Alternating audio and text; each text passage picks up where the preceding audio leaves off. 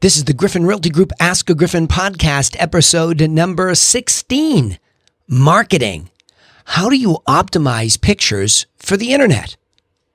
Are you a buyer, seller, or real estate agent who has questions about buying or selling residential property, but you can't seem to find an easy way to get your answers? Well, then, hey, you're definitely in the right place. I'm Danny Griffin, the founder of the Griffin Realty Group and the host of the Ask-A-Griffin podcast. Now, to help you take immediate action to get started in the right direction, if you need to buy or sell property right now or in the very near future, you can take advantage of our free step-by-step guides that are waiting for you at griffincourses.com. That's GRIFFIN courses.com. You will find a seller course, buyer course, and if you're thinking about jumping into the business, an agent course. All right, let's get started. We continue our series here, marketing. How do you optimize pictures for the internet, which becomes a hugely important topic when it comes to listing a property. Now that we have entered fully into this digital age where the digital representation of a property is everything, right? Very, very critical. Back in our olden days when we didn't have the internet playing such a big role, it was mostly the drive-by. You would see people stalking neighborhoods driving by, but now they do their stalking and elimination on the internet. So you have to understand that experience that the buyer has, that initial experience, might be the difference between them seeing value in getting in their car and coming by, visiting an open house, scheduling a showing, or not. So it could be something very simply that's hurting you. So how do we deal with this? Number one, in this series, I have been talking about whether or not, for example, to hire professional cleaners, professional reconditioners, aka builders, professional stagers. But this is one of those areas where I am adamant, and in all my own personal listings, I always hire a professional photographer, because it is such a major piece of marketing. I know it seems simple. People ask all the time, and you've heard me talk about this. Marketing, people so hyper-focus on it. They say, well, how are you going to market my property? When really it's a whole system before that even comes up. We have to have this property professionally ready to be taken pictures of right at that moment in time, right? I mean, it's crucial. But now we're there. The very first step to marketing in the digital age is get it right.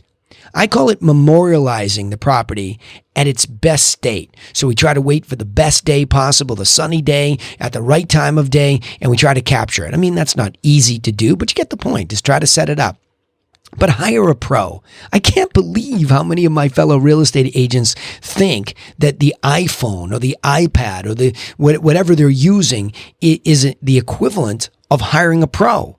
It's ridiculous. The equipment that a pro brings in is usually, always, far superior. And this is what they do. They know how to get an angle of the property. They know how to set the lighting correctly. They know how to use the digital camera properly so that they can tell the story. And then, of course, whether it's a drone that they fly up for stills or moving video, if this is in a very active area where there's water or proximity to something that they want to show off, it's a whole production.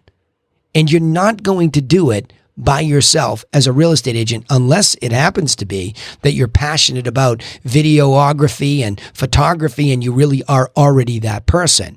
But there are so many people out there ready to photograph real estate in a professional way. Hire one. Even if you're going to try to sell your house yourself, hire one. Stop being so cheap, all of you out there, with professional photography. Nobody does it better than a pro. That's the first point.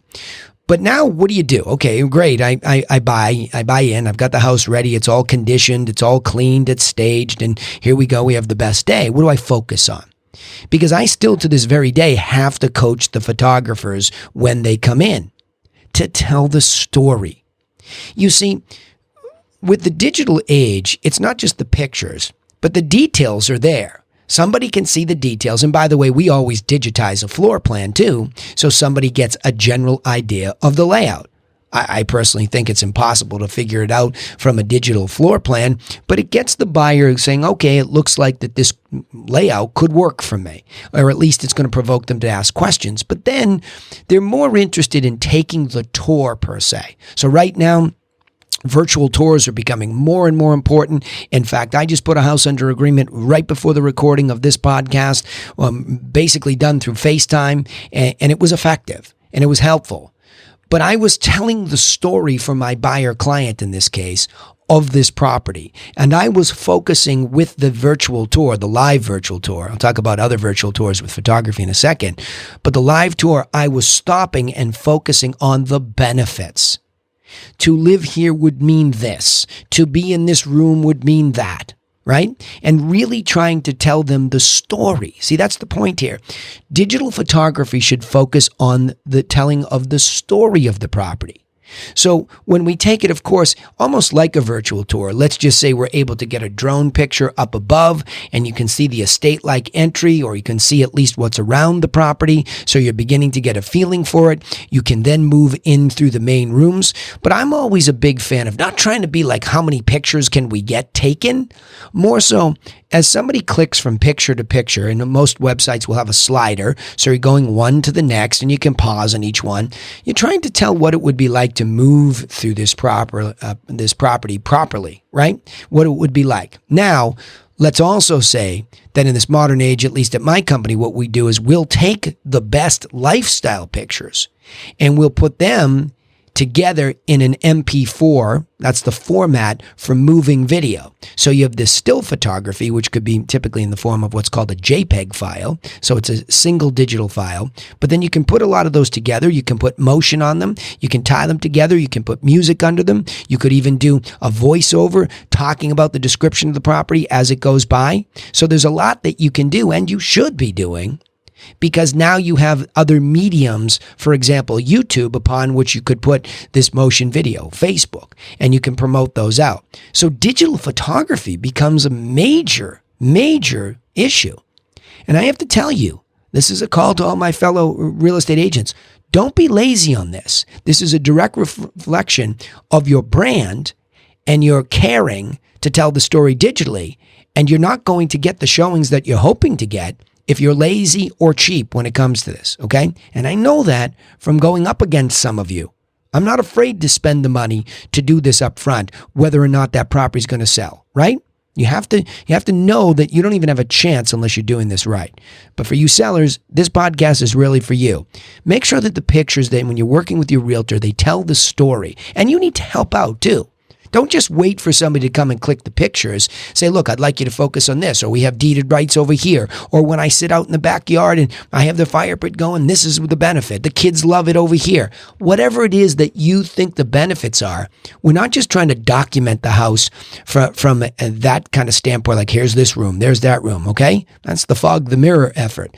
Try to get some of the pictures to tell the story, all right? So that's the key. The next point is, what is the purpose of all this? Sounds like a lot, right? The big major first step in taking all these pictures sounds like, to document it and tell the story. But why? Now, see, I have to give you a caveat. I don't know where the world will be in 3 years, 10 years from now when it comes to how real estate is bought and sold. But I will tell you this. As we sit here at the recording of this podcast, as much as we are thickly into the digital age, I mean, we're in it, right? All things digital. It is still only there to assist in the creation of a market for the property. Let me explain this. All you sellers, please lean in with me here, because you always say, how are you going to market my property? If the pictures tell the story, and if the details as they relate to the price are reasonable, the buyer begins to lean in and go deeper. But what you want to happen so desperately, believe me, you do, is that you want multiple buyers either calling the listing agent or calling their buyer agent to come and see the property in person. This is still very much an in-person business. And this is a big passion of mine, which I'll get into in this podcast series when we get to what I call communication, but I really could call it market making. So you see, all this digital photography, where does it go, first of all? Well, it gets put into the multiple listing service, which is the marketplace. And so it goes in there. So now the problem is, when it goes in there and it's not taken by a pro, and it's not optimized. This is where that word really matters. Optimized, it's sure to tell the best story, but physically optimized, meaning what are the pixels?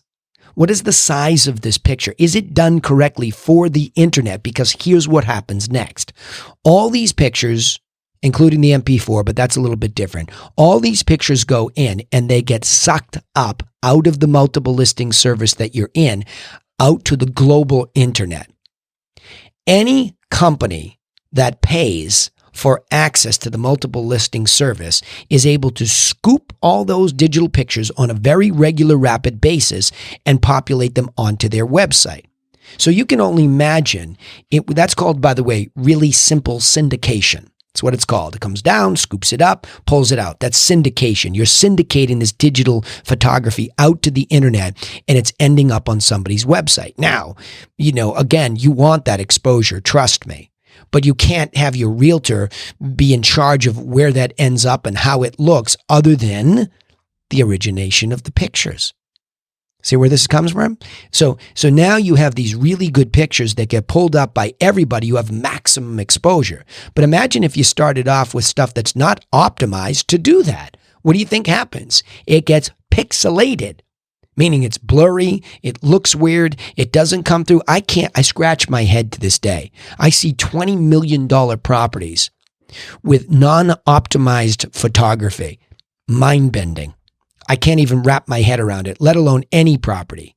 Go see them online. You can see that some of these people just don't have fully digitally optimized, photography. And this is what I'm saying. They've either, the listings expired and they kind of steal them off the internet, or they kind of have their own and they've scanned them. I don't know what's going on, but it's a disaster online. And so you want the best dollar for your property as a seller, you need to think about this, okay? So that now that all is syndicated, you are looking the best that you can. You can't control what somebody does with their website. Believe me, I'm in the website business now. I had to get so deep into this. I had to create a website company. I have a partner in Belgium. We're deep into this, and I obsess over quality. And it is not easy to make it look that qualitatively wonderful online. So the best you can hope for is that your realtor has used a professional photographer who has syndicated the best it can be, right? And why that matters is because what I said about those buyers, it needs to hit the hot buttons for the right buyers to get them to take action, to ask for an in-person showing. You are not going to make a market for any property until they get offline and they come there. As of the recording of this podcast right here, I just had 2 people in 2 different listings, back-to-back showings. That's the creation of a marketplace. That creates the sensation that this property is highly valued by multiple people. That's the purpose. I mean, if we get to the spot in the digital age where houses are being bought offline, wonderful. But it doesn't seem like it's coming around the corner anytime soon. Why? Most people don't make a relatively blind decision to buy something so massively physical and expensive that they're not going to somehow come and kick the tires and see it in person first. So really good digital photography. And again, remember, I'm in stage 4 of these 7 steps in this podcast series: pricing, condition, staging, then marketing. I'm all the way down there before I even get to see if all this digital photography gets people to come to stage 5, which is that market-making communicative process where you're in the property, you're hearing the live feedback from the agents and the buyers. It's all right there live. That's the purpose of optimizing all of that stuff, but especially photography, before you get to the stage that really matters. All right. So let me go back and reiterate. Marketing. We continue in our series. The subject starts with the question I get all the time. Well, how do you optimize pictures for the internet? First beat, let a pro do it. They know what they have to do to make it look good online already. It's their specialty. Let them do it. You're messing around with your, funky camera because it's got 3 different eyeballs on it. That's not pro photography, folks. Stop. Okay? Let a pro do it with their digital camera and let them do it with the right lighting, etc. 2, Focus on telling the story. Don't just document every room, and don't cheat. Don't try to make a room look really wide that's not really wide. Tell people the truth. They get downright angry if you use photography, by the way, to trick them. Tell the true story and hit the hot buttons. But remember, the third point, this is all just because we want to be enough online to get people excited to come physically see it, because still, the far vast majority, in my experience at least, I'm at 99% of the time, somebody comes to the property before they buy it. I do work with buyers. In fact, as of the recording of this, we have somebody who put a house under agreement because I did a digital camera walkthrough, but I was doing this stuff, like I said. Okay. They've been looking for 2 years and they know what they want. So we were able to secure it. But that is a blue moon event. Don't hope that it's going to happen online. Understand how this really works. All right. Let me summarize it this way. It's important to have professional pictures taken of your property that give an honest depiction of the benefits of living there and provide enough excitement to the buyer online to entice a live in-person showing. That's the way it works. All right. Now remember, you can take immediate action to get started in the right direction if you need to sell or buy a property right now or in the near future by visiting griffincourses.com. That's GRIFFIN courses.com. We have 3 digital courses waiting for you. It's on demand. You can have lifetime access. It's there. We just want to help you go through the process in a more strategic, organized way. It's easy too, but take the time to do it. This is a large financial and emotional transaction, and it's easy to get it right if you know what to do. Also, don't forget you can subscribe to this podcast on iTunes or Spotify or wherever you listen so that you don't miss out on any of the insights each time we upload an episode. We also post all of our episodes all over social media. So as these channels grow and become more popular, we try to be in the right spot so you don't have a difficult time finding us. And then if you turn on those reminders and you want to keep listening to each episode as we go along, you won't miss us.